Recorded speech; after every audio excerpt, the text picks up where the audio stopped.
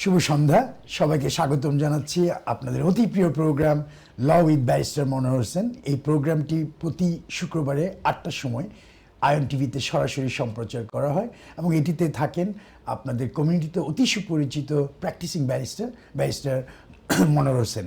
প্রথমে মনোহর ভাইকে আমি স্বাগত জানাচ্ছি আমাদের আজকের প্রোগ্রাম। অনেকদিন পরে আমি আসলাম মনোহর ভাই এই প্রোগ্রামে।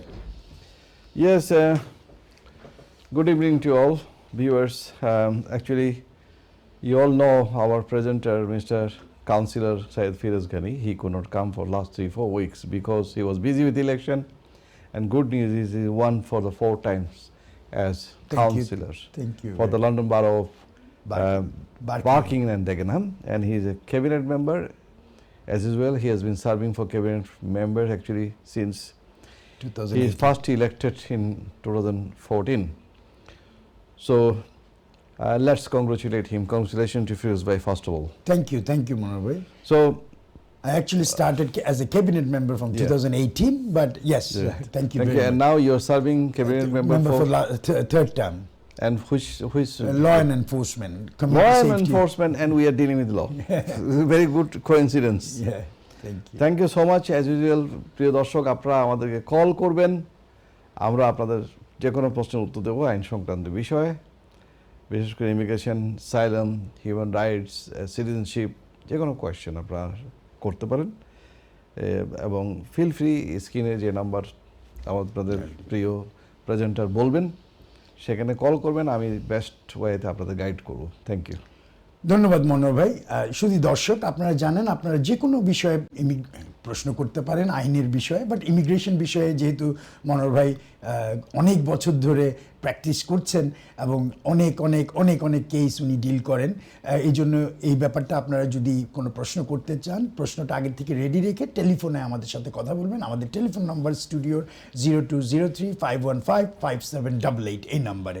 মনোহর ভাই, প্রতিবারের মতোই প্রথমে আমি যেটি শুরু করি যে সাম্প্রতিক সময়ে ইউকেতে ইমিগ্রেশনে কি অনেক পরিবর্তন হয়েছে আমরা জানি, বাট তেমন কোনো নতুন কোনো কিছু আপডেট আছে কিনা মনে হয় প্রথমে দর্শকদের জন্য? ইমিগ্রেশন ল তো সবচেয়ে বেশি ফ্রিকোয়েন্ট চেঞ্জিং আমরা সবসময় দেখেছি। এর মধ্যে তো we are waiting for another major change. Immigration bill act যেটা নতুন হবে 2025, that is under process now, going through. সেখানে আরও স্ট্রিক্ট রুল আসবে। এর মধ্যেই তো অ্যাসাইলাম সিকারদের জন্য যেটা সিস্টেম 5 বছর জায়গায় এটা টাইমটা আরও বাড়িয়েছে, আপনারা জানেন। অর্থাৎ অ্যাসাইলাম পেলেই যে হিউম্যানিটেরিয়ান প্রোটেকশন পেলে 5 ইয়ার্স করার যে সিস্টেমটা সেটাও এখন এবলিশ করা হয়েছে, সেটা এখন ইফেক্টিভ। যারা ফেব্রুয়ারি ওই সময় থেকে অ্যাপ্লিকেশন করছেন তখন তারা এই সিস্টেমে নতুন সিস্টেমে পড়বেন। এছাড়া স্কিল ওয়ার্কার এটা 5 থেকে 10 বছর করা হবে কিনা, আর্নড যে অর্থাৎ আয়ের উপরে নির্ভর করে, মেধার উপর নির্ভর করে যে এই সিটিজেনশিপ পার্মানেন্ট সিটিজেনশিপ 10 বছর হবে, সেটা আবার কমে আসবে বিভিন্ন হাই আর্নিংয়ের ভিত্তিতে, কন্ট্রিবিউশনের বেসিসে, বিভিন্ন ধরনের কমিউনিটি কন্ট্রিবিউশন ইত্যাদি। এইটা সিস্টেম, এটা তো আমরা দেখব অটম আসলে আমরা এটা ইমপ্লিমেন্টেশনে দেখব। আর তাছাড়া আগামী বছর ফেব্রুয়ারি থেকে কিন্তু যারা পার্মানেন্ট রেসিডেন্সিপের জন্য অ্যাপ্লিকেশন করবেন, accept discretionary leave to remain এবং হিউম্যানিটেরিয়ান প্রোটেকশন এবং অ্যাসাইলামের ভিত্তিতে যারা আছেন তাদের ছাড়া, অথবা ইউরোপিয়ান নাগরিক, ইউরোপিয়ান রাইটে যারা আছেন তাদের ছাড়া সবাইকে কিন্তু সেটেলমেন্টের নর্মাল যারা আছেন, স্কিল ওয়ার্কার, স্টুডেন্ট থেকে হোক, পোস্ট স্টাডি হোক, যেখান থেকে হোক, 10 বছরের ভিত্তিতে অ্যাপ্লিকেশন যারা করবে, স্পাউস ভিসা, তাই 5 বছর, 10 বছর লং রেসিডেন্স যেটাই হবে, আইএলআরের জন্য করতে হলে তাদেরকে অবশ্যই লাগবে, B2 লেভেল লাগবে। ইংলিশ থ্রেশহোল্ডটা বাড়িয়ে দিয়েছে এখন। এটা সিগনিফিকেন্টলি হায়ার বলছি, এটা মনে রাখবেন, কারণ এটা কিন্তু 2 কম্পোনেন্ট না, এটা 4 কম্পোনেন্টসের পরীক্ষা হবে। আগে শুধু লিসেনিং এন্ড স্পিকিং ছিল, ভেরি বেসিক, কিন্তু এইটা একটু হায়ার। কাজেই যারা এটাতে পড়বেন আগামী ফেব্রুয়ারি আগে তো অবশ্যই যারা পারেন অ্যাপ্লিকেশন করবেন, যারা কোয়ালিফাই করবেন মনে রাখতে হবে যে কি আপনি আপনার টাইম শেষ হওয়ার 28 দিন আগে অ্যাপ্লিকেশন করা যায়, 28 দিনের মধ্যে অ্যাপ্লিকেশন করা যায়। জি যেমন 10 বছর লং ডিস্টেন্স হবে, 5 বছর হবে, এখন তার যদি সময় এসে যায় তাহলে 28 দিন হাতে রেখেও আপনি করতে পারবেন। যদি 28 দিন পরে গেলে আরও 27 দিন বাকি আছে, ওই আপনি এখনই করতে পারবেন, ওইভাবে করতে পারেন আগে ভাগে। অথবা যারা মনে করেন এর মধ্যে কোয়ালিফাই করছেন তারা আগে ভাগে অ্যাপ্লিকেশন করবে যদি তারা বর্তমান নিয়মের সুযোগ নিতে চান। কাজে খুব অ্যালার্ট থাকবেন সবাই। আমার মনে হচ্ছে আগামী বছর এই B2 কারণে অনেকের এই অ্যাপ্লিকেশন সাকসেস হওয়াটা খুব ডিফিকাল্ট হয়ে যাবে। বছর পর বছর অনেকেই হয়তো লিমিটেড লিভ টু রিমেনে থাকবেন। ধন্যবাদ। ধন্যবাদ মনোহর ভাই। আমার কাছে অনেক প্রশ্ন আছে এবং কিছু প্রশ্ন আমরা আগে থেকে পাই যেহেতু আমাদের এই প্রোগ্রামটি। আমার একটা কল আছে। দর্শক কে বলছিলেন, কোথা থেকে বলছিলেন? আসসালামু আলাইকুম ভাই, আমি আহমদ ভাই, বার্মিংহাম থেকে। জি আহমেদ ভাই, আপনার প্রশ্ন কি বলেন? জি, আমার প্রশ্নটা একটু ব্যতিক্রম। জি। আমার প্রশ্নটা হলো মনোহর ভাই গেছে, জি আমার উপরে একটা রেপ কেস হয়েছে, বাট এখনো চার্জ হয়েছে না। আর বলেন। যদি কোনো চার্জ হয় বা কোনো সেন্টেন্স হয় তাইলে কি আমার সিটিজেনশিপ ওইটা রিমুভ হইবে কিনা? ওকে, ভেরি গুড কোয়েশ্চেন। আপনি ব্রিটিশ সিটিজেন হয়েছেন কখন? আমি হয়েছি আপনার দিস ইয়ার ফেব্রুয়ারিতে। ফেব্রুয়ারিতে হয়েছেন না? জি। আচ্ছা, তো দিস ইয়ার ফেব্রুয়ারিতে হয়েছেন এবং আপনার এটা হচ্ছে একটা ক্রিমিনাল কেস। নর্মালি দেখেন, নর্মালি এটা হওয়ার কথা না, কারণ হচ্ছে আপনার এটা যদি ন্যাশনাল সিকিউরিটি কিংবা টেরোরিজমের বিষয়ে হয়, এই দেশের বিরুদ্ধে আপনি যদি কিছু করেন তাহলে কিন্তু নর্মালি সিটিজেনশিপ রিভোকেশনের কথা বলা হয়। আপনি যদি প্রতারণার মাধ্যমে সিটিজেনশিপ কিংবা এই ILR নিয়ে থাকেন তাহলে সেক্ষেত্রে রিভোকেশনের কথা আসবে।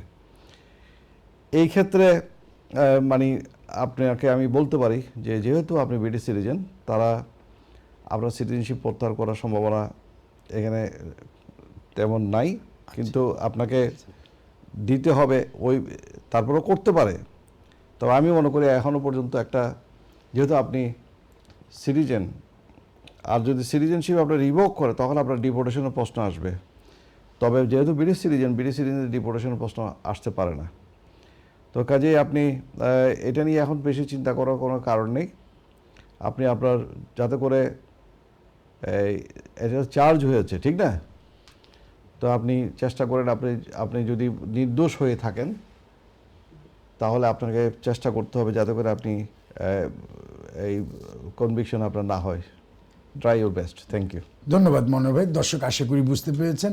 মনোহর ভাই, যেহেতু আমরা এই রিভোকেশন নিয়ে কথা বলছিলাম, তাহলে আমি একটু আপনার যে আজকে আমরা আস্তে আস্তে যে কথাটা বলছিলেন, আপনি আজকে কোর্টে গিয়েছিলেন একটা বেইলের ব্যাপার নিয়ে, উইচ ইজ একটা মানুষ, একজন ভদ্রলোক, ওনার ILR আছে এবং ওনার যেটি হলো যে ওনার অর্ধেক সাজা হওয়ার পরে, যেহেতু উনি ক্রিমিনাল কেস আছে ওনার, অর্ধেক সাজা হওয়ার পরে ওনাকে হয়তো পাঠিয়ে দিতে পারে বা এই ধরনের কিছু আছে। তো আপনি যদি এই ব্যাপারটা আজকের যেই আপনার এই কোর্টে গেলেন, বেইল নিলেন, এই ব্যাপারটা যদি একটু বলেন। বেসিক্যালি আমি জিজ্ঞেস করতাম আপনাকে ডিটেনশনের ব্যাপারগুলো, বাট এটা হচ্ছে যে ডিপোর্টেশন ব্যাপার। আমি কোনো ক্লায়েন্টের নাম তো বলতে পারবো না, জি। আর ফ্যাক্টও আমি 100% এখানে বলবো না। তবে আমি একটু ঘুরিয়ে ফিরিয়ে বলতে হবে আমাকে, যাতে করে কেউ আইডেন্টিফাই না হয়। মনে করেন এই ধরনের ক্লায়েন্ট, এটা এক ধরনের ক্লায়েন্ট যার মনে করেন অ্যাবাউট 3 ইয়ার্স সাজা হয়েছে, তো ক্রিমিনাল একটা কারণে, কিন্তু তার ILR আছে, ইনডেফিনিট লিভ টু রিমেইন আছে। তো তার ইনডেফিনিট লিভ টু রিমেইন আছে এবং তাকে অর্ধেক সাজা খাটতে হবে স্বাভাবিকভাবে এই দেশে, এবং বাকি অর্ধেক তাকে লাইসেন্সে দেওয়া হয়, ঘরে আসতে দেওয়া হয়। কিন্তু এর মধ্যেই আপনারা জানেন যে বর্তমান যে আইন আছে সেই অনুযায়ী 1 বছর কিংবা 1 বছর বেশি জেল সাজা যদি হয় তাহলে অটোমেটিক ডিপোর্টেশনে আপনি পড়বেন। অটোমেটিক ডিপোর্টেশনে পড়লে তখন আপনাকে, এর মানে হচ্ছে আপনাকে পাঠাবে, আপনাকে ফরেন ক্রিমিনাল হিসেবে, তারা অফেন্ডার হিসেবে ধরে নেবে এবং ওই আইনের মধ্যে ফেলে তারা আপনার ILR থাকলেও তারা আপনাকে পাঠিয়ে দেওয়ার জন্য ডিপোর্টেশন অর্ডার দিতে চাইবে। তো এগুলি নিয়ে অনেক ফাইট হয়, অনেক কিছু ফাইট আমরা করছি, এরকম বেশ কিছু তো অবশ্যই ক্লায়েন্ট আছে, আমরা করছি কাজ, এটা করে থাকছি। আমি গত অনেক বছর, 2 যুগেরও বেশি ধরে এই ধরনের কেস ডিল করেছি এ ধরনের প্রচুর কেসও থাকে এবং জটিল এবং প্রচুর কাজ করতে হয়, কষ্ট করতে হয়। এবং তাদেরকে বর্তমান যে অ্যাটিটিউড আমি দেখছি যে তাদেরকে সহজে ছাড়তে চায় না। আপিলের রাইট তো নাই ডিপোর্টেশনের বিষয়ে। তারপরেও সুপ্রিম কোর্টে একটা মামলা হয়েছিল, সেই ভিত্তিতে তারা বলেছেন না যাদের family article right, private life এগুলি আছে তাদেরকে অবশ্যই বিদেশে গিয়ে তারা যদি আপিল করে তাহলে আপিল সাকসেসফুল হওয়ার সম্ভাবনা কম এবং তাদেরকে ফিরিয়ে আনার সম্ভাবনা কম থাকবে, ফ্যামিলি থেকে আইসোলেট হয়ে যাবে। এই জন্য তাদেরকে আপিলের রাইট দেওয়া হয় যদি স্ট্রং ফ্যামিলি গ্রাউন্ডে সাবমিশন থাকে। তা আমরা এই ধরনের কেসে আমরা সাবমিশন দিয়েছি এবং যেহেতু তার ফ্যামিলি আছে এখানে, আমরা সাকসেসফুলি আমরা করেছি এবং তার আপিলের রাইট দেওয়া হয়েছে। কিন্তু এই আপিলের রাইট দেওয়া সত্ত্বেও তাকে রিলিজ করা হয়নি, তাকে প্রিজন থেকে তাকে ডিটেনশন সেন্টারে দেওয়া হয়েছে এবং বলা হয়েছে না আমরা তাকে এখান থেকে পাঠিয়ে দেবো তার কেস শেষ করে। আমরা সেটা ফাইট করেছি। আমরা আজকে তাকে আমি গিয়ে তার বেইল নিশ্চিত করেছি তার মুক্তির জন্য। কাজে এইটা হচ্ছে বললাম এই কারণে যে এই ধরনের বেশ কিছু কেস আছে এবং এগুলো যথেষ্ট পরিশ্রম করতে হয়। এগুলি বেইল এত সহজ না এবং এগুলি বের করে আনা খুব সহজ না।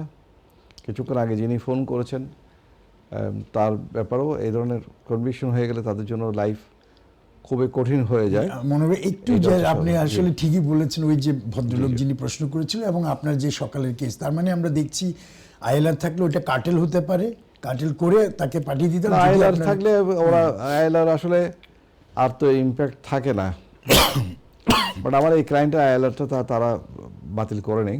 তাকে বেল দিলেও তাকে ওয়ার্ক রাইট দেওয়া হচ্ছে, সব দেওয়া হচ্ছে, যেহেতু তারা এখন আইএলআর আছে।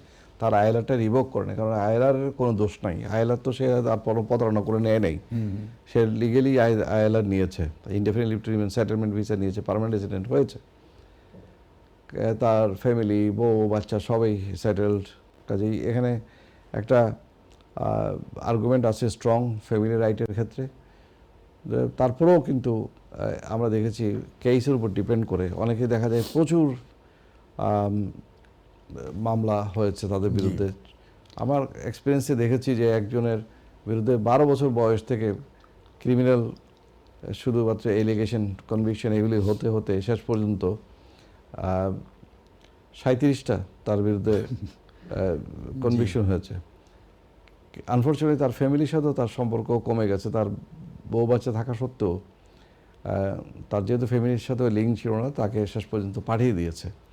আবার এমনও হয়েছে যে ফ্যামিলির সাথে লিঙ্ক থাকা সত্ত্বেও মামলাটা এত বেশি সিরিয়াস যে রেপ কেসের মতো এই ধরনের, সেখানেও তাকে ফ্যামিলির থাকা সত্ত্বেও কন্ডিসিভ টু পাবলিক গুডস গ্রাউন্ডে তাকে পাঠিয়ে দেওয়া হয়েছে। এই প্রসঙ্গে একটু বলি মনে হয়, আমি দর্শকদের সুবিধার্থে আমি আপনাকে একটু প্রশ্ন করতে চাই। সেটি হলো যে আপনি ঠিকই বলেছেন যে ব্রিটিশ সিটিজেনশিপ থাকলে যে, বাট অনেক ক্ষেত্রে যেসব আপনি অফেন্সের কথা বলেছেন ওইসবের রিভোকেশন হয়, যেটা সিটিজেনশিপ, বাট এখন ওরা চেষ্টা করছে যে ব্রিটিশ সিটিজেনশিপ থাকলেও যদি ক্রিমিনাল কনভিকশনটা খুব বেশি ধরনের হয়, ওই যেগুলো আপনি বলেছেন ওগুলো না হলেও তারা বের করে দিতে চাচ্ছে এখন।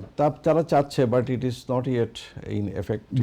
এন্ড আপনাদের কাজ বেড়ে যাবে, আপনারা কিভাবে ফাইট করবেন। আমি মনে করি যে এটা তখন এই সবচেয়ে বড় কথা হচ্ছে কেউ হোমলেস হবে কিনা প্রটেস্ট করতে হলে, whether as a result of the homeless না স্টেটলেস হয়ে যাবে কিনা, তার অন্য কোনো সিটিজেনশিপের সম্ভাবনা অন্য কোনো দেশে আছে কিনা, ডিউল সিটিজেনদের জন্য এটা মারাত্মক একটা অসুবিধা হতে পারে। সেটা সেই লাইনে যদি যায় তো যেতে পারে। আপনারা জানেন যে কিছুদিন আগে একটা রিউমার উঠেছিল, একটা আরাবিয়ান নিউজ মিডিয়াতে এটা আসছিল যে এরকম ক্রিমিনাল কনভিকশন এবং বিভিন্ন ধরনের অপরাধ থাকার কারণে, বিভিন্ন ধরনের সাসপিশনের কারণে ভিতরে অনেকের হয়তো সিটিজেনশিপ চলে যাবে, কেউ জানবে না। এই কথাটা পরবর্তীতে প্রমাণ হয়েছে ইট ওয়াজ জাস্ট এ রিউমার, এটা কোনো ডিসিশন সেই ধরনের তৎকালীন এটা কি লেবার পার্টির সময় হয়েছিল না ব্রিটিশ গভর্নমেন্টের সময় হয়েছিল, এইটা রিউমার উঠেছিল বছরখানেক আগে। তো সেটা আসলে বাস্তব না এবং এটা প্র্যাকটিক্যালও না। এবং তারাও কনসেন্ট্রেট করছে বেসিক্যালি যাদের, এবার এখানে অনেক লোক আছে যারা অনেক কনভিকশন হচ্ছে যাতে কোনো ইমিগ্রেশন স্ট্যাটাসই নাই, কিংবা ইমিগ্রেশন স্ট্যাটাসে কেউ স্টুডেন্ট ভিসে আসছে। তো এই ক্ষেত্রে আমি একটা কথা বলে রাখা উচিত যে আমাদের যারা এখানে বিভিন্ন দেশ থেকে skilled worker visa, student visa এবং বিভিন্ন ধরনের ডিপেন্ডেন্ট ভিসা আসেন, কিংবা ফ্যামিলি সেটেলমেন্টের জন্য আসেন, তারা অনেকেই এখানকার লাইফস্টাইল সম্পর্কে অনেক কিছুই জানেন না, এবং জানলেও হয়তো তারা মনে করেন এটা একটা ফ্রি সোসাইটি, এখানে সব কিছুই করা যায় ইচ্ছা মতো। তো এখানে কিন্তু সামান্যতম একটু টাচিংও অনেক অপরাধ, এবং যারা স্পেশালি এই যে মাইনর যারা আছে আন্ডার 16 হলে তো এটা কোনো ধরনের সেক্সুয়াল কোনো ধরনের রিলেশনশিপ কিংবা তাদেরকে কোনো ধরনের ইনডিসেন্ট অ্যাসল্ট এগুলি সিরিয়াসলি নেওয়া হয়। জি, আর অবাণী খুবই এতই সিরিয়াসলি নেওয়া হয় যে এটা তবে অবশ্যই আপনি ঠিক বলেছেন মনোহর ভাই। আপনার যদি এই ধরনের অফেন্স মানে সেক্সুয়াল অফেন্স বা এই ধরনের যদি অফেন্স হয় তাইলে কিন্তু ওরা চেষ্টা করে। তো আপনি জানেন টেররিস্টের ব্যাপারটা আপনি বলেছিলেন, শামীমা বেগমের কথা আপনার মনে আছে? শামীমা বেগম তো ওকে দেয়ই নেই। শামীমা বেগম আমি প্রথম থেকে টেলিভিশন ডিবেটও আমি আসছিলাম এগুলি নিয়ে, আমি প্রথম থেকে বলেছি যে কি সে কোনো সিম্পেথি পাবে না, জি, কারণ পাবে না। সবাই দেখেন এখানে সবাই কিন্তু পেট্রিয়টিক জি, যার যার দেশের ব্যাপারে, এবং বিচারক যারা বসে তাদের একটা পেট্রিয়টিজম কাজ করে, দেশের প্রতি একটা অব্লিগেশন কাজ করে। যে যার খেয়াল খুশি মতো তার দেশের ইন্টারেস্টের বিরুদ্ধে কাজ করবে, কিংবা একটা অন্য একটা ট্র্যাপে পড়ে অন্য দেশে গিয়ে সেখানে গিয়ে যুদ্ধ করবে যেটা তার এই দেশের ইন্টারেস্টের বিরুদ্ধে, কিংবা এই দেশের বিভিন্ন অন্য তরুণদেরকে সেখানে উৎসাহিত করবে ওই ধরনের জি। কাজ করার জন্য। ফ্যামিলি জানবে না, কেউ জানবে না, এই ধরনের ব্যাপারগুলো তো অবশ্যই খুব সেন্সিটিভ ব্যাপার, এবং ফিউচার জেনারেশনের যে একটা উপরে ইম্প্যাক্ট এগুলির আছে, জি, যার কারণে তারা এগুলির কেউ সিম্পেথি পায় না। অনেক চেষ্টা করা হয়েছে তার জন্য, কিন্তু শেষ পর্যন্ত তার কেসটা ব্যর্থ হয়েছে, সে ফিরে আসতে পারেনি। তার বাচ্চা হয়তো কোনো না কোনো দিন হয়তো ফিরে আসবে, কিন্তু তার ফিরে আসার এই মুহূর্তে কোনো সুযোগ।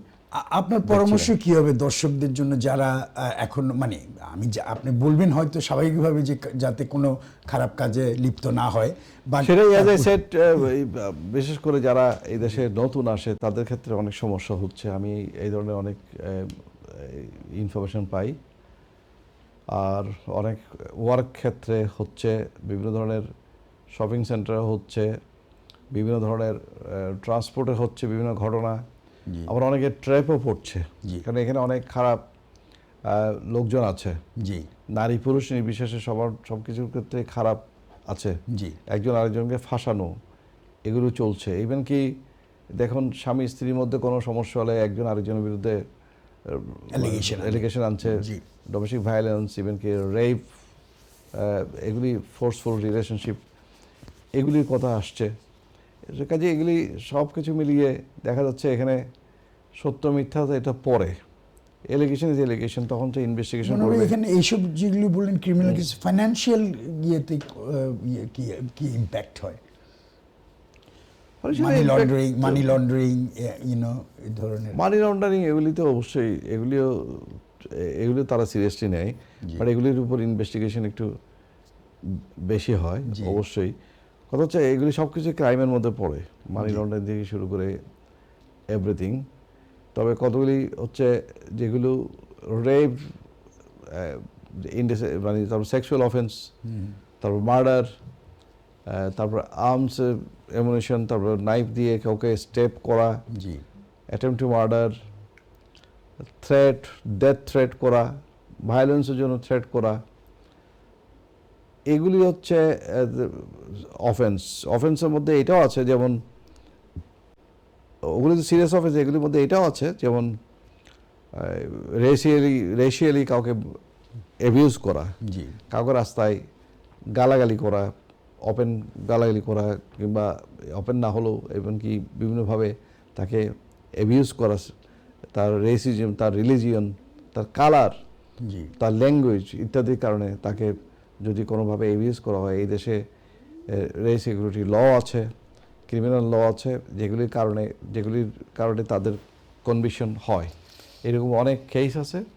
কাজে এই সব কিছু সম্পর্কে অ্যাওয়ারনেস খুবই ইম্পর্ট্যান্ট। আমি মনে করি যে কি কেউ কোনো একটা ঘটনা ঘটার পরে যেন জি, এগুলো নিয়ে না জেনেও লাভ হয় না, তার সাজা হবেই, কিন্তু আগে ভাগে জেনে নেওয়া উচিত কোনটা অপরাধ কোনটা অপরাধ না। আর সাধারণভাবে কমন সেন্স ইউজ করতে হবে যে কোনটা অপরাধ কোনটা অপরাধ না। তবে একটা জিনিস আপনার মাধ্যমে আমি দর্শকদের বলতে চাই, যেটি আমি দেখি সবসময় আমাদের দেশের থেকে বা অন্যান্য দেশ থেকে যারা এখানে আসে, কালচারাল একটা গ্যাপ থাকে। তো এই জন্য এখানকার যে বাচ্চা, আমরা যেটা বলি 18 বছরের নিচে মহিলা হোক, তার সাথে যাতে কোনোভাবে না কথা হচ্ছে যে কোনো কারোর সাথে কনসেন্ট ছাড়া তো হবে না। জি ফিজিক্যাল রিলেশনশিপ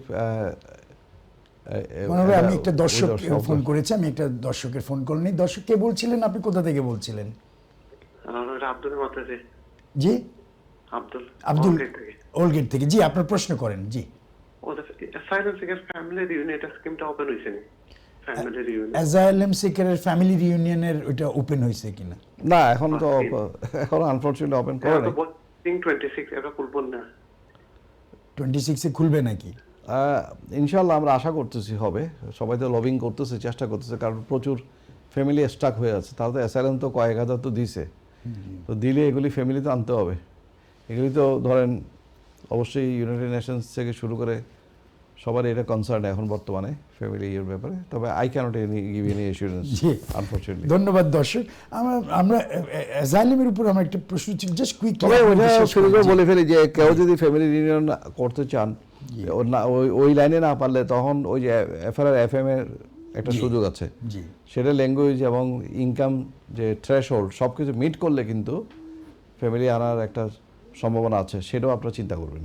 থ্যাংক ইউ। ধন্যবাদ মনোহর ভাই। যেহেতু আমি এই ধরনের প্রশ্ন দর্শক করেছেন, দর্শক আপনারা প্রশ্ন করতে পারেন। আমাদের টেলিফোন নম্বর হলো 0203515578।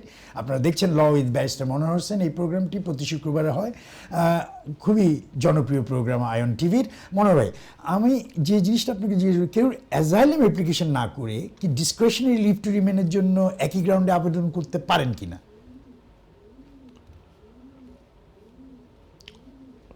দেখুন, অ্যাসাইলামটা হচ্ছে বাংলাদেশে কিংবা যে কোনো দেশে থেকে আসছে, মনে করেন উনি ওনার দেশে নিরাপদ বোধ করেন না, উনি যদি যান ওনার জীবনের উপরে ঝুঁকি আছে। জি, উনি সেখানে ডিগ্রেডিং ট্রিটমেন্ট পাবেন অথবা উনি অ্যাবিউজড হবেন ইত্যাদি ইত্যাদি। এবার এই যে এটার ক্ষেত্রে যারা বলে যে এই ধরনের রিস্ক আছে, স্বাভাবিকভাবেই তাদেরকে বলা হয় যে তোমরা অ্যাসাইলাম সিক করো। জি, অ্যাসাইলাম সিক করে যদি হোম অফিস কনভিন্সড হয় তাদের দেবে, না হলে দেবে না। জি, এই হচ্ছে নিয়ম। আর কেউ যদি মনে করেন না এই ধরনের রিস্ক আছে কিন্তু উনি অ্যাসাইলাম করতে চান না বিভিন্ন কৌশলগত কারণে, উনি ডিসক্রিশনারি লিভ টু রিমেন করতে চান। এখন discretionary leave to remain application করলেও হোম অফিস বলে যে যেহেতু তুমি একটা তোমার দেশে যাওয়ার সমস্যা নিয়ে একটা ফিয়ারের কথা বলেছো, একটা ভয় ভীতির কথা বলেছো, রিস্কের কথা বলেছো, কাজে এটা হচ্ছে there is a convention reason, refugee convention reason আছে, কাজে এটা হিউম্যানিটেরিয়ান প্রোটেকশনের বিষয় আছে। কাজেই why don't you claim asylum, তারা অ্যাসাইলামের জন্য তাকে ইনভাইট করবে। জি, আচ্ছা, তারপরেও সবার স্বাধীনতা আছে, ইচ্ছা করলে বলবো যে না আমি অ্যাসাইলাম চাইবো না, আমি ডিসক্রিশন লিভ টু রিমেন চাই, আমি সেটা করতে পারে, এটা হোম অফিসের ডিসক্রিশনে। বাট যদি ফিয়ারের কথাটা বলা হয়, এটা তারা প্রসেস করতে চায় না, তারা বলে না আর্টিকেল 8, 3, 2, 5 এগুলো সব it should be under asylum system, our humanitarian protection system. You need to go to the home office, you need to register your claim, you need to have the the screening interview, initial interview যেটা বলে, and you have to go through the process, substantive interview. ধন্যবাদ মনোহর ভাই। আমরা আবার আসবো, আমরা একটা ছোট্ট বিরতিতে যেতে হবে। দর্শক আমরা আমাদের সাথেই থাকবেন, আমরা একটা ছোট্ট বিরতিতে যাচ্ছি।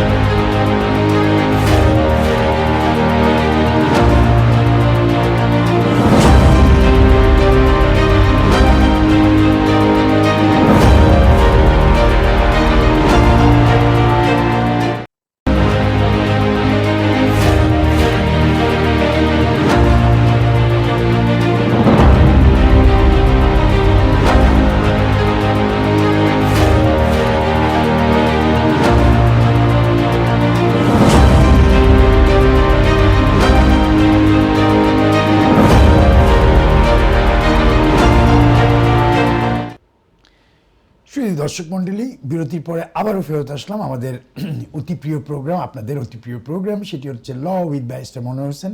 এই প্রোগ্রামটি প্রতি শুক্রবারে এখান থেকে আয়ন টিভি থেকে সরাসরি সম্প্রচারিত হয় এবং এটি ব্যারিস্টার মনোহর আপনাদেরকে দিক নির্দেশনা দেন এবং উনি সবসময় বলে থাকেন যে আইনজ্ঞর পরামর্শ নেবেন। যাই হোক, আপনারা আমাদেরকে ফোন করেন এবং অনেকেই ফোন করেন। আবার ফোন নম্বর আমি বলে দিচ্ছি 0203-515-5788, এই নাম্বারে ফোন করবেন। প্রশ্নটা আগে রেডি রেখে টেলিফোনে আমাদের সাথে কথা বলবেন। মনোহর ভাই, বিরতির আগে আমরা অন্য বিষয় নিয়ে কথা বলেছিলাম, যেটি রিভোকেশন এবং ডিটেনশন, এইসব ব্যাপারগুলোতে নিয়ে কথা বললাম। এখন আমি একটু ভিজিট ভিসা নিয়ে কথা বলি। আমাকে একজন আমি কিন্তু এটা ওই যে সিটিজেনশিপের রিভোকেশনের ব্যাপারে আরেকটা কথা আমি একটা ওয়ার্নিং হিসেবে দিয়ে রাখি। জি বলেন। যে সিরিয়াসনেস অফ দ্য অফেন্সের উপর ভিত্তি করে জি যে হোম সেক্রেটারি কিন্তু স্টিল পাওয়ার আছে, বিশেষ করে যদি ডিউল সিটিজেন হয় জি তাদেরকে স্ট্রাইপ আপ করার জন্য তাদের সিটিজেনশিপকে, জি যদি এটা খুব রেয়ার অ্যাট দ্য মোমেন্ট, কারণ তাদের বেশিরভাগই স্টেটলেস হওয়ার চান্স থাকে, বাট ওরা এই আঙ্গি কাজ করছে। কিন্তু এইটার উপর তারা কাজ করতেছে অ্যাট দ্য মোমেন্ট, জি। যে যাদের ডিউল সিটিজেনশিপ আছে, অন্য দেশে যাওয়ার চান্স আছে, এই দেশে ক্রাইমটা কমানোর জন্য এক্সাম্পল হিসেবে তারা এটা করতে চাচ্ছে। জি কাজেই এটা নিয়ে খুব অ্যালার্ট থাকতে হবে এবং যারাই এই ধরনের মাইন্ডের মধ্যে ক্রাইম করার প্রবণতা আছে তাদেরকে এইটা ত্যাগ করতে হবে জি এবং কোনো ধরনের ক্রাইম করার চিন্তায় এই দেশে বাদ দিতে হবে। এটা হচ্ছে মূল মেসেজ। Thank you. ধন্যবাদ মনোহর ভাই। আবার দর্শকদেরকে আপনি বুঝিয়ে দিয়েছেন, আমি এটা খুব ভালো মনে করছি, কারণ আপনি যেটি বলেছেন সেটিই সত্যি, যে ক্রাইম করা যাবে না। মনোহর ভাই, যে একজন আমাকে বলেছিল কন্ডিসিভ টু পাবলিক গুড হচ্ছে, জি। এটা হচ্ছে মেইন জি। কতটুক seriousness. Conducive to public good কারণে হোম সেক্রেটারি যথেষ্ট পাওয়ার আছে, যদিও অনেক কিছু বিতর্কিত। জি, ধন্যবাদ মনোহর ভাই। একজন আমাকে প্রশ্ন করেছিল যে ওনার গ্র্যাজুয়েশনের জন্য ওনার আঙ্কেল বা বাংলাদেশের থেকে ওনার আঙ্কেল আন্টিকে আনতে চেয়েছিল, তো ওদের ভিসাটা রিফিউজ হয়ে গেছে। এই ধরনের ভিজিট ভিসা রিফিউজ হলে আপনি কি করেন বা কি করা যায়, কি করা যায় আর কি তাদের জন্য? প্রবলেম হচ্ছে কারোর যদি ভিজিট ভিসা রিফিউজ হয়, এক সময় কিন্তু ভিজিট ভিসা রিফিউজ হলেও ফ্যামিলি ভিজিট ভিজিটর যারা, আগে ফ্যামিলি না হলো সবারই একটা আপিল করা যায়, পরে এটা ফ্যামিলি ভিজিটর শুধু রাখলো, পরে সেটাও তুলে দেওয়া হলো আপিলের রাইট। জি। তো আপিলের রাইট নাই, ওরা বলে দেয় কোনো অ্যাডমিনিস্ট্রেটিভ রিভিউ কিংবা আপিলের রাইট নাই। তাহলে এখন কি করবেন? সেটা হচ্ছে যদি ভিজিট ভিসা কারোর রিফিউজ হয়, তাহলে ইউকে বেসড লয়াররা অবশ্যই সেটাকে অ্যাডভাইস দিতে পারেন এবং চ্যালেঞ্জ করতে পারেন লিগেলি। জি। সেটা কিন্তু কোর্ট সিস্টেমে, সেটা হাইকোর্টের ইকুইভ্যালেন্ট আপার ট্রাইব্যুনালের মাধ্যমে ইমিগ্রেশনের চ্যালেঞ্জ করা যায়। এই চ্যালেঞ্জটাকে কি বলে? Judicial review? বলে আমরা প্রথমে প্রি অ্যাকশন প্রোটোকল ফলো করি। জি। প্রি অ্যাকশন প্রোটোকল অর্থাৎ লিগেল নোটিশ দেওয়া হয় হোম অফিসকে। জি। যদি লিগেল নোটিশে সমস্ত যুক্তি তর্ক দেওয়ার পরে হোম অফিসের হাতে 14 দিন টাইম থাকে। জি। কোনো কোনো ক্ষেত্রে কম সময় দেওয়া যায়, যদি দেখা যায় তার ডিসিশন থেকে 90 দিন অ্যাপ্রোচ করছে, টাইম কম, তবে মোটামুটি 14 দিন দেওয়া হয় এবং 14 দিনের মধ্যে হোম অফিস এটা রিপ্লাই দেবে। এই রিপ্লাই দিয়ে তারা হয় রিভিউ রিকনসিডারেশন করবে অথবা তারা ওই অরিজিনাল ডিসিশনটাকে তারা মেনটেইন করবে। জি। বলবে আমরা অতীতে যে ডিসিশন নিয়েছি that it's correct, we are not going to change it. তুমি যদি চ্যালেঞ্জ করতে চাও ইউ গো হেড। আর যদি বলে যে আমি রিকনসিডার করব, তখন তারা 3 মাসের টাইম নেয়। আচ্ছা। 3 মাস টাইম নেয়। 3 মাসে টাইম নিয়ে তারা এর মধ্যে যে কোনো সময় ভিসা দিতে পারে অথবা তারা আবারও রিফিউজ করতে পারে। তখন আপনি আবারও চ্যালেঞ্জ করতে পারেন। এটা হচ্ছে পথ। জি। তো সেই ক্ষেত্রে দেখা যায় অনেকগুলো জেনুইন কেস যারা আসলেই ভিজিট ভিসা পাচ্ছে না, সে বারবার চেষ্টা করেও, কিন্তু তারা জেনুইন, তারা এই দেশে আসলে থাকবেন না, তারা আইন ভঙ্গ করবেন না, এটা যদি ভালো করে কনভিন্স করা যায় তাহলে কিন্তু এগুলো সাকসেসফুল হওয়ার একটা তার মানে সম্ভাবনা মনে থাকে। হয় ভিজিট ভিসা রিফিউজের মেইন কারণ 2-3টা কারণ যদি আপনি বলেন কি প্রুফ করতে হয়? মেইন কারণ হচ্ছে তারা বলে যে কি you are not a genuine visitor. জি তুমি বলেছো যে এখানে আসবে, তুমি বেড়াতে আসবে কিংবা আত্মীয় স্বজনের বাড়িতে থাকার জন্য আসবে কিংবা কোনো অকেশন নিয়ে আসছো, কিন্তু আমরা মনে করি তার উদ্দেশ্য অন্য কিছু। এটা হচ্ছে you are not a genuine visitor. অথবা কেউ বলতে পারে তোমার ফাইন্যান্সে যথেষ্ট না। আচ্ছা মনে হয় অনেকে প্রশ্ন করে আপনার কাছে করে হয়তো কত টাকা থাকতে হয়, অনেকে প্রশ্ন করে যে ভিজিট ভিসার জন্য এটা একটা কঠিন প্রশ্ন। জি এটা এক একজনের এক এক। এখন মনে করেন কেউ বলে যে কি আমি একজন ব্যবসায়ী, আমি 50 লাখ টাকা বছরে ইনকাম করি, এখন ওনার অ্যাকাউন্টে 5 লাখ টাকা আছে, জি এটা সামঞ্জস্যপূর্ণ না। জি এখন আরেকজন বললেন যে কি আমার বছরে 5 লাখ টাকা ইনকাম, আর কোনো ইনকাম নাই, চাষবাস করে খাই। জি ঠিক আছে, ওনার অধিকার আছে আসার এখানে, কিন্তু ওনার অ্যাকাউন্টে দেখা গেলো 50 লাখ টাকা আছে, কোনো কোত্থেকে আসতো কোনো ব্যাখ্যা নাই। এগুলো হচ্ছে কমন সিনারিও। জি কমন সিনারিও, এগুলি বলে শেষ করা যাবে না। আপনি তো অনেক কেস এরকম জি। করেন যে অনেকের কেস বারবার রিফিউজ হয়েছে মনে করেন, আপনারা তো অনেকভাবে এগুলোকে আবার সাকসেসফুল করেন, তো এই জিনিসগুলো দেখেন না যে আমাদের কাজেই তো হচ্ছে জি। সাকসেসফুল করার জন্য ফাইট করা। জি হোম অফিস ডিসিশন দেবে, আমরা বলবো এটা অন্যায় হয়েছে, এটা ঠিক হয় না, ইনজাস্টিস হয়েছে, এটাকে উল্টিয়ে দেওয়া। এই প্রসেসটা কতদিন আমাদের লাগে? কাজটাই এটা। জি এই প্রসেসটা কতদিন লাগে? মনে করেন একজনের 4বার রিফিউজ, 3বার রিফিউজ হলো বাংলাদেশ থেকে ভিজিট ভিসায়, তো এই যে ও আপনাকে আপনাদের মাধ্যমে বা কোনো লয়ারের মাধ্যমে আপনার মাধ্যমেই করলো, মানে কতদিন প্রসেস লাগে, কতদিন সময় লাগে? যার মাধ্যমে করে রাখা সিস্টেম একই। হ্যাঁ তবে এটা আমি বলেছি যে যদি চ্যালেঞ্জ করতে হয় সেটা মোটামুটি 90 দিনের মধ্যে করতে হবে। জি অর্থাৎ মূল ডিসিশন যখন পাবে তার থেকে 90 দিনের মধ্যে তাকে চ্যালেঞ্জ করতে হবে। জি। চ্যালেঞ্জ করতে হবে মানে কি? চ্যালেঞ্জ করতে মানে তাকে কোর্টে নিয়ে যাওয়া পর্যন্ত। জি কোর্টে যদি এটা সব কিছু যদি লিগেল নোটিশ সব ফাইল সব ব্যর্থ হওয়ার পরে যদি এখনও হোম অফিস বলছে না আমরা ডিসিশন চেঞ্জ করবো না, জি তখন you have to launch the judicial review application to the upper tribunal জি উইদিন 90 ডেজ। 90 ডেজের পরেও করা যাবে, কিন্তু এক্সপ্লেন করতে হবে। বাট 90 ডেজের মধ্যে করাটা এটা আইনগত একটা এটা সিভিল প্রসিডিওর রুল, এটা করতে হবে। এর মধ্যে লিগেল নোটিশ শেষ করতে হবে এবং এর মধ্যেই তাদের জবাব পাওয়ার পর এটা কোর্টে সাবমিট করতে হবে, লঞ্চ করতে হবে। ধন্যবাদ। এটা হচ্ছে টাইম। আর একটা হচ্ছে দেখা যায় তারা জুডিশিয়াল রিভিউ কোর্টে সাবমিট করার পরেও হয়তো তারা action letter, pre action letter তারা বলছে না আমরা এখনও পর্যন্ত আমরা এগ্রি করি না তোমাদের সাথে, আমরা ভিসা দেবো না।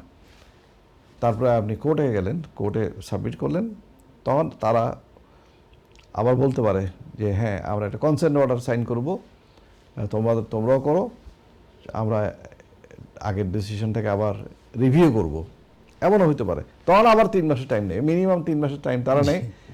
এবং decision can be given in 1 month or 3 months, even sometimes more than 3 months। আসলে প্র্যাকটিক্যালি হচ্ছে। মনে হয় তাহলে আপনার পরামর্শ হবে দর্শকদের জন্য, ওদের আত্মীয় স্বজন কেউ যদি বাংলাদেশ থেকে ভিজিট ভিসায় আসতে চায়, আমি বাংলাদেশিদের যেহেতু আমাদের টিভি দর্শকরা বেশিরভাগ বাঙালি, তাদের জন্য বলছি, তো তাদের জন্য আপনি কি পরামর্শ দিবেন? প্রথমে এই অ্যাপ্লিকেশন প্রসেসটা তো একটু কমপ্লেক্স, তাই না? একটু দেখে শুনে করতে হয় না? লয়ারের আপনাদের পরামর্শ মনে নিয়ে রাখতে করেন। হবে যে যারা ভিজিট ভিসাগুলো করেন, হেল্প করেন, এটা যদি শুধু একটা ট্রাভেল এজেন্সি দিয়ে করে ফেললো, একটা লোক দিয়ে করে ফেললো, কিংবা যে কোনো দেশে একজন সাধারণ লয়ার দিয়ে করে ফেললো, কিন্তু ইউকে ল সম্পর্কে, ইউকে লর আপডেট সম্পর্কে জানে না, ইউকে ল প্র্যাকটিস করে নেই, এটা তাদের জন্য একটু এটা ঠিক হয় না। সঠিকভাবে অনেক কিছু বোঝা যায় না। কারণ ইউকের ভিসা পাওয়াটা কিন্তু খুব টাফ। আমেরিকার ভিসা পাওয়া যায়, ভিজিট ভিসা কানাডারও পাওয়া যায়, অস্ট্রেলিয়াও পাওয়া যায়, কিন্তু ইংল্যান্ডের ভিসা পাওয়াটা, কিন্তু ভিজিট ভিসা পাওয়াটা খুব টাফ। জি আমি দেখেছি আমেরিকার ভিসা আছে, তার জাপানের ভিসাও আছে, কিন্তু তারপরেও তাকে যুক্তরাজ্যের ভিসা অর্থাৎ ইংল্যান্ড, ইউনাইটেড কিংডমের ভিসা তাকে রিফিউজ করা হয়েছে। জি কারণ এরা খুবই কোন কান এগুলি সব তারা ভালো করে দেখে। জি এবং দেখে তারা বোঝার চেষ্টা করে যে এখানে এসে এই লোকটা কি থেকে যাবে কিনা, অ্যাসাইলাম করবে কিনা, কিংবা অন্য উদ্দেশ্যে আসছে কিনা, ইত্যাদি ইত্যাদি। মনোহর ভাই, একটু দর্শকদের জন্য যদি বলেন, এখন তো ভিজিট ভিসাটা বোধ ই ভিসা হয়ে গেছে, তাই না? রিসেন্টলি যে পরিবর্তন এটা তো ধরেন এক ওই যে ভিসা হওয়ার পরে তারা নর্মালি বলে যে ঠিক আছে পাসপোর্ট দাও, পাসপোর্ট সিল টিল মায়ের এটা আবার দিয়ে দেয়। জি কিন্তু এখন তারা যেটা বলছে যে না, এটা পাসপোর্ট দেওয়ার দরকার নাই, জি ওরা গাইড করে দেয়, অনলাইনে ভিসাটা ওরা দিয়ে দেয়। আচ্ছা তো অনলাইন থেকে সেটা ডাউনলোড করা যাবে, এটা মোবাইলে এটা সেভ করা যাবে, কাজেই একটা প্রিন্ট আউট করা যাবে, কাজেই ওইটার ফিজিক্যাল যে ভিগনেটি যেটা আমরা বলি, জি যে পাসপোর্টে যেটা স্ট্যাম্প লাগানো স্ট্যাম্প হয়, থাকে, জি এটা it does not exist any longer. আচ্ছা কারণ হচ্ছে তারা এটাকে ডিজিটালাইজড করে ফেলেছে। তাহলে কি মনোহর ভাই, এটা কি একটু এখন একটু সময় কম লাগে ভিজিটার ভিসা অ্যাপ্লিকেশন করলে? No, it doesn't make any difference. Only difference হচ্ছে যদি কারোর ভিসা হয়, নর্মালি ভিসা ওরা তো পাসপোর্ট জমা নেয়। জি আজকাল আবার পাসপোর্ট জমা না নিয়ে একটা ফিস নিয়ে বলে যে ঠিক আছে পাসপোর্ট তোমাকে রেখে দাও, যদি ভিসা হয় বলবো। আচ্ছা কিন্তু এখন অনেক জায়গায় এটা পাসপোর্টে জমা নিচ্ছে না, আচ্ছা আচ্ছা ওর পাসপোর্ট আপনার কাছে থাকবে, কোনো অসুবিধা নেই, আমরা আপনাকে জানিয়ে দেবো ইমেলের মাধ্যমে আপনার ভিসা হয়েছে, বাস আপনি অনলাইনে আপনি you don't have to submit your passport anymore, অনলাইনে গিয়ে আপডেট করেন, এই ভিসা সিস্টেম অ্যাক্সেস করে আইডি টাইডি চেক করে সেখানে বলা হবে যে হ্যাঁ আপনার ই ভিসা হয়েছে, এত তারিখ থেকে এত তারিখ ভ্যালিড, ওই ই ভিসাটা ওখানে দেখা যাবে। আচ্ছা, খুব এখানে শেয়ার কোডের মতো আর কি, শেয়ার কোডের মধ্যে। শেয়ার কোডের মতো। ধন্যবাদ মনোহর ভাই। আরেকটা প্রশ্ন আমাকে দর্শক করেছিল, দর্শক আপনারা প্রশ্ন করতে পারেন আমাদের টেলিফোন নম্বর 020351558788, এই নাম্বারে। আপনারা দেখছেন অতি জনপ্রিয় programme law with barrister Manohar Hossain. মনোহর হোসেন যিনি ব্যারিস্টার, উনি গত 25-26 বছরের চেয়ে অধিক সময় ধরে উনি অভিবাসন আইন নিয়ে কাজ করছেন এবং আপনারা সবাই চেনেন ওনাকে, কমিউনিটিতে অতি সুপরিচিত।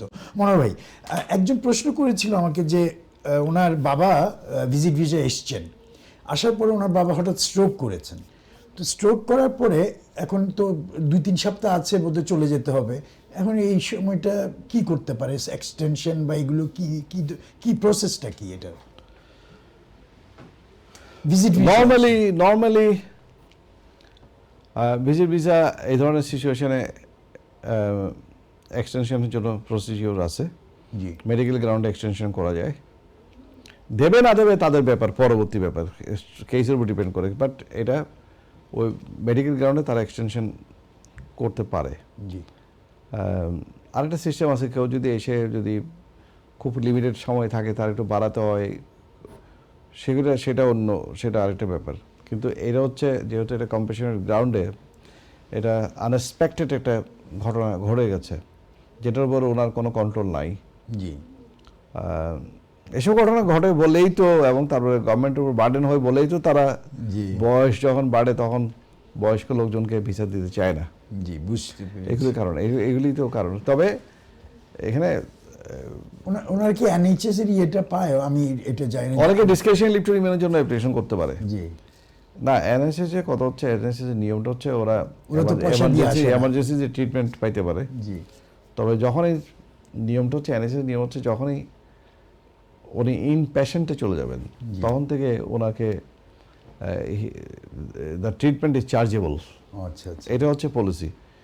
সবার থেকে নিতে পারে কিনা আই ডোন্ট নো, সবার থেকে হয়তো তারা নিতে পারে, মানবিকভাবে তারা কাউকে বেঁধে রাখে না, বাট তারা সাধারণত এটা একটা বিল তাকে করে, স্বাভাবিকভাবে যারা চলে যায় পরে তারা ওই বিলটা না দিলে তখন এটাকে এনএসএস ডেপ্ট হিসাবে ধরে নেওয়া হয়, তখন তাদেরকে ঢোকার সময় তাদেরকে জিজ্ঞেস করা হয়। তার মানে মনোহর ভাই, আমরা দেখি যে স্পাউস বা অন্যান্য ক্ষেত্রে স্টুডেন্ট বা যারা সারচার্জ দিয়ে আসে এনএইচএস এর, যারা ভিজিটার আসবে তাদের কি কোনো ইন্স্যুরেন্স করতে হয় না? এখনো করতে হয় না? বা করতে পারে। আপনি কি মনে করেন এটা? ইন্স্যুরেন্স তো অ্যাডভাইস করা যায়, ইন্স্যুরেন্স করা ভালো, ইন্স্যুরেন্স তো কোনো বাধ্যতামূলক নয়, কারণ অসুখ হয়ে গেলে কি করা ভালো, বাট ইন্স্যুরেন্স করাটা বাধ্যতামূলক না। না যদিও ইউকে গভর্নমেন্ট বোধহয় চিন্তা করছিল মধ্যখানে, এখনও তারা এটা চিন্তা কমপ্লিট করে নেই, হয়তো ভবিষ্যতে করতে পারে। তবে যারা এই ধরনের যে কোনো লোকজন আসেন তাদের তো একটা ট্রাভেল ইন্স্যুরেন্স থাকতে পারে। ট্রাভেল ইন্স্যুরেন্সে দেখতে হবে যে তার মেডিকেল কাভার। আমি চিন্তা করলাম এখানে তো খরচ অনেক, যদি হঠাৎ অসুখ হয়ে যায়, ওর তো ডেপ্ট হয়ে, আপনি বললেন NHS ডেপ্ট। ট্রাভেল ইন্স্যুরেন্স, জি ট্রাভেল ইন্স্যুরেন্স যেমন অনেকেই আছে, অনেক ক্রেডিট কার্ড ইউজ করেন। বিভিন্ন ব্যাংকের ক্রেডিট কার্ডগুলো অটোমেটিক্যালি এইটা দিয়ে যখন টিকিট করা হয়, জি অটোমেটিক্যালি তখন এই ট্রাভেলিংটা তার মেডিকেল ইন্স্যুরেন্স অনেক কিছু কভার করে। অনেকের এক একটা ব্যাংকের জি এক একটা নিয়ম। জি তারপরেও এগুলি মেকশিওর করতে হবে সবার ট্রাভেল ইন্স্যুরেন্স থাকাটা ইম্পর্টেন্ট। আমি জানি যে ট্রাভেল ইন্স্যুরেন্স হয়তো এইসব দেশে ইউরোপ আমেরিকা এটা তেমন এক্সপেন্সিভ না। I don't have any idea যদি বাংলাদেশ কিংবা ইন্ডিয়া থেকে আসে কতটুকু। জি ধন্যবাদ মনোহর ভাই।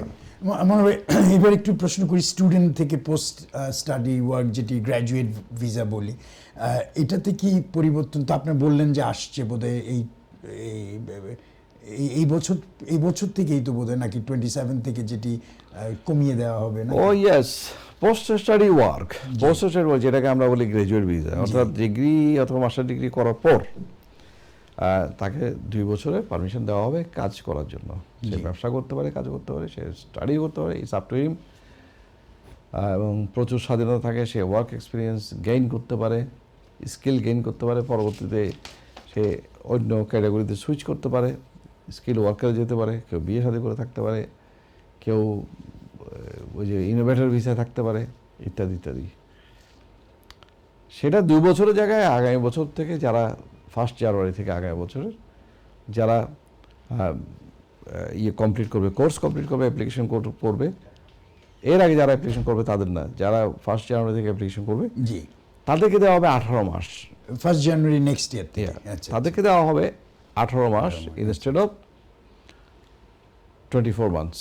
এটা হচ্ছে ডিফারেন্সটা, এটাই পরিবর্তন। ধন্যবাদ মনোহর ভাই।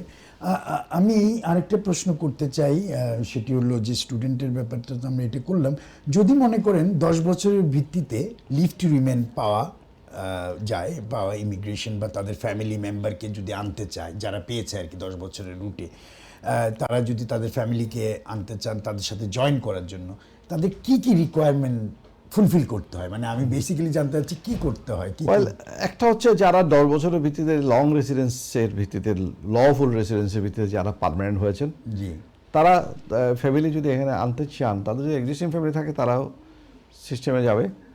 নর্মালি তারা একটা বাংলাদেশ থেকে আনতে তারা চায়। যদি কোয়ালিফাই করে তারাও 10 বছর ভিত্তি করতে পারে, অথবা তারা বিদেশ থেকে আনলে তাদেরকে অ্যাপেন্ডিক্স FM এর মাধ্যমে আনতে হবে। যিনি উনি সেটেল হয়ে গেছেন, সেটেলড স্পাউস হিসেবে আসবে।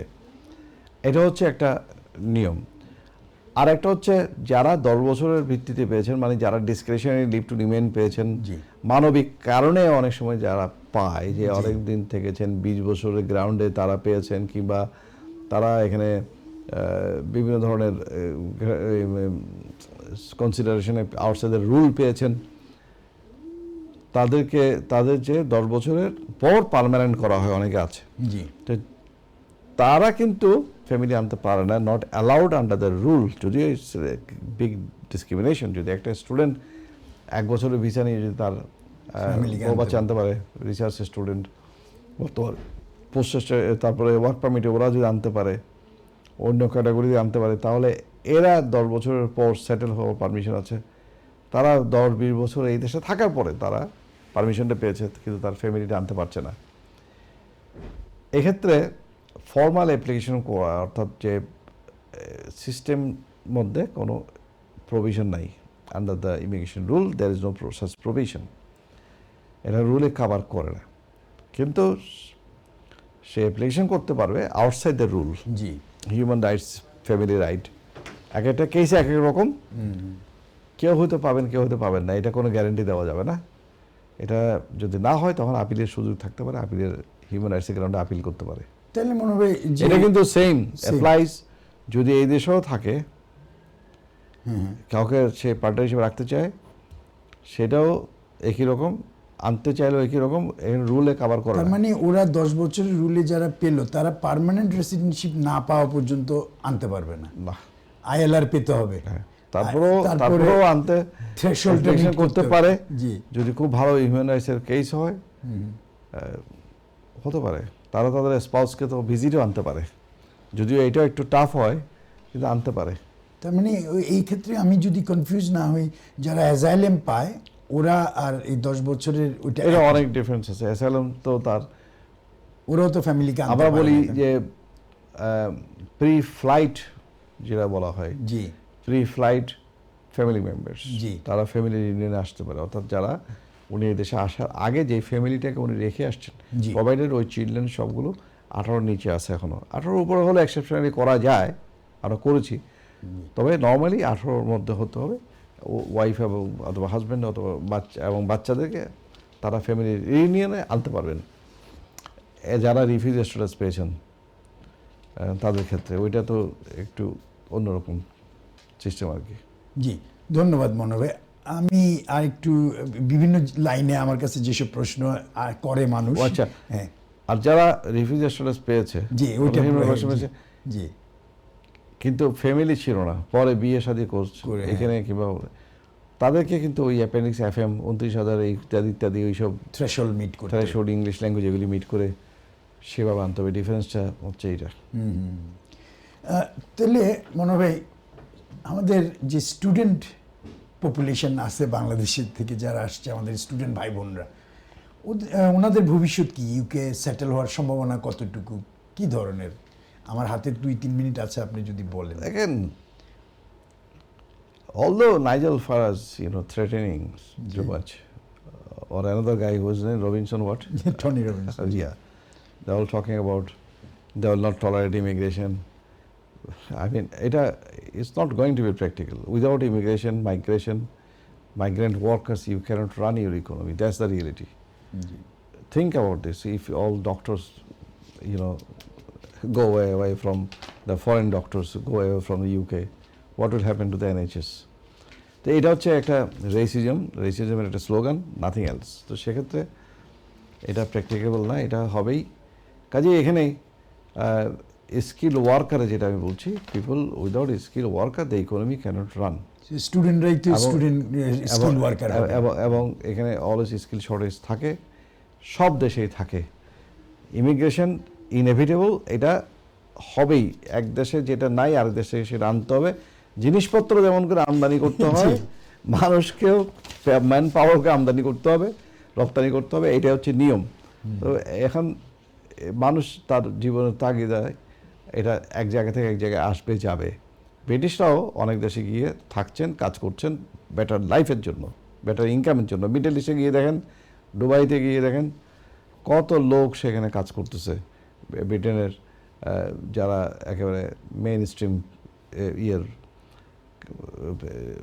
রেস যদি বলেন, সেখান থেকে যদি বলেন, তাহলে মনোজ ভাই ধন্যবাদ। আমি জাস্ট আমার হাতে খুব 1 মিনিটে আপনি যদি একটু ছোট্ট উত্তর দিয়ে দেন, সেটি হলো যে স্কিল ওয়ার্কার বা যে ওদের যে ইংলিশ রিকোয়ারমেন্টটা কি এখন?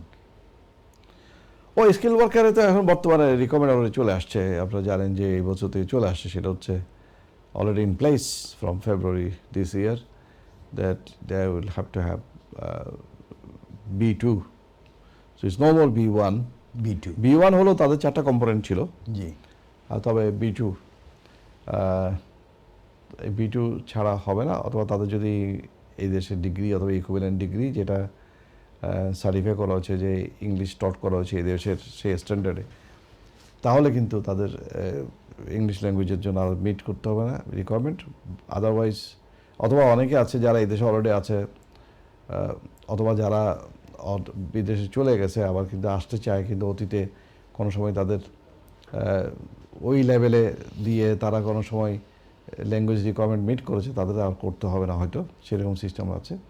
যাই হোক, B2 লেভেল হচ্ছে এখন স্কিল ওয়ার্কারের লেভেল। থ্যাংক ইউ, ধন্যবাদ মনোহর ভাই। আমার প্রোগ্রাম শেষ করতে হচ্ছে। দর্শক, আপনি ব্যারিস্টার মনোহর হোসেন, যিনি খুবই সুপরিচিত, এবং আমাদের এই program law with barrister Manohar Hossain, very popular program from Ion TV, আপনারা দেখছিলেন। আমরা আজকের মতো এখানে শেষ করতে হচ্ছে। আপনাদের যদি প্রশ্ন থাকে আপনারা এই নম্বরে আপনারা করলে ওনার কাছে চলে যাবে। ব্যারিস্টার মনোহর এটি আপনাদেরকে পরের প্রোগ্রামে অথবা অন্যভাবে আপনি ওনাদের সাথে যোগাযোগ করতে পারবেন। আমাদের এই প্রোগ্রামটা দেখবেন, যারা কালকে দেখবেন বা পরে দেখবেন, এটিকে আপনারা ফেসবুক এবং ইউটিউবে লাইভ থাকে, এটি আপনারা আরেকজনকে ফরওয়ার্ড করে দিবেন। হয়তো যেহেতু এটি দিক নির্দেশনা অনেক মানুষের কাজে লাগবে। ধন্যবাদ। আমাদের প্রোগ্রাম দেখবেন।